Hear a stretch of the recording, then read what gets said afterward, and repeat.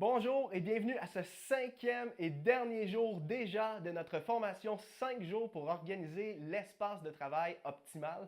On a très bien progressé lors des 4 premiers vidéos et aujourd'hui, on va enfin regarder au dévoilement de l'espace de travail que j'ai organisé chez moi dans mon propre bureau. Donc, sans plus tarder, je vous amène avec moi et je vous dévoile tout ça.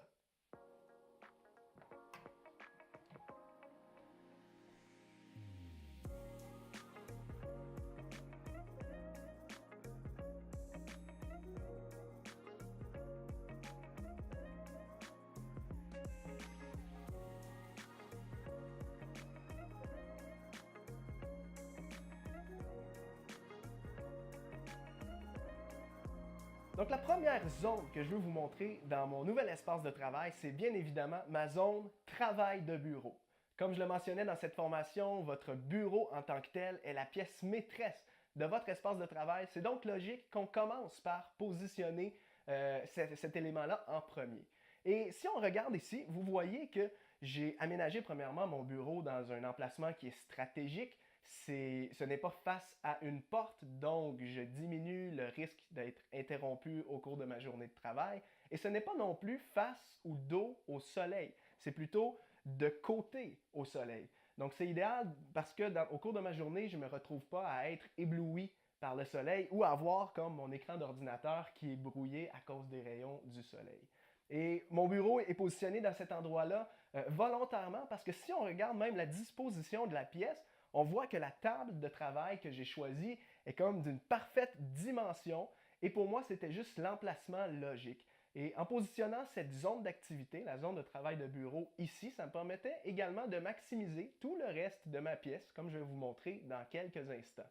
Et si on regarde plus en détail mon bureau, donc il y a premièrement la surface du bureau que vous pouvez voir ici qui est relativement dégagée. Donc il n'y a pas de désordre, pas de piles de papier, tout est rangé à sa place. Ensuite de ça, j'ai ma plateforme de bureau assis debout. Et comme je vous parlais dans la formation, et ça c'est tout simplement génial parce que ça me permet d'alterner dans ma journée entre la position assise et debout, de manière des fois à augmenter mon niveau d'énergie, à ne pas me sentir courbaturé. Et c'est tout simplement génial. Et moi, je vous recommande sincèrement de considérer la possibilité d'avoir un bureau assis debout. Par la suite, vous pouvez voir justement en arrière-plan que j'ai créé le fameux mur de bois de grange dont je vous mentionnais. Et pour moi, c'est tout simplement un élément de décoration qui m'inspire. J'aime le côté chaleureux du bois. Et quand je me retrouve justement face à un tel mur, on dirait que ça stimule ma créativité, je suis plus à l'aise dans mon travail.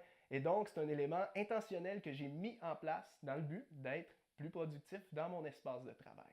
Finalement, ici même dans mon bureau, vous pouvez voir que des deux côtés, j'ai des tiroirs de bureau. Et mes tiroirs de bureau sont en quelque sorte les zones de rangement dont je vous ai parlé dans la dernière vidéo. Et j'ai entre autres, complètement au bas, mon tiroir pour ranger mes papiers. C'est ce que j'appelle ma filière de classement. Donc tous mes papiers sont rangés ici en ordre. J'ai également mon tiroir de papeterie ou de fourniture de bureau, si je peux l'appeler ainsi. Donc toutes les fournitures que j'utilise régulièrement se trouvent ici. Et j'ai aussi un tiroir d'effets personnels, donc pour tous mes effets personnels que j'utilise dans mon travail. Et finalement, ma fameuse boîte de réception ou corbeille à courrier. Et ça, c'est un tiroir idéal qui me permet de recueillir toute la paperasse et toutes les choses qui entrent dans mon environnement à cet endroit-là pour ne pas que la surface de mon bureau soit encombrée par toutes sortes de choses.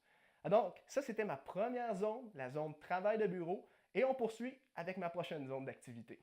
La deuxième zone que j'ai aménagée dans mon bureau, c'est une zone lecture et réflexion. Comme vous pouvez le voir à ma droite, j'ai aménagé ici une bibliothèque dans laquelle j'ai mis tous mes livres de référence ou les livres qui m'inspirent, que je veux consulter dans le cadre de mon travail.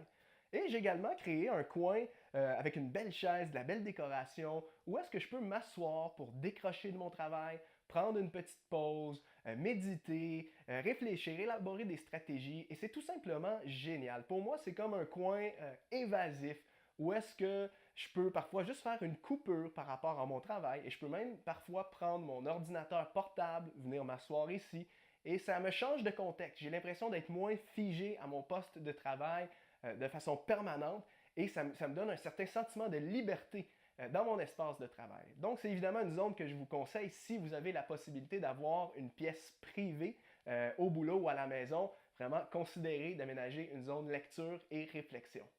Alors, le prochain espace que j'ai aménagé dans ma pièce de travail, c'est, comme je le mentionnais, mon espace de rangement principal.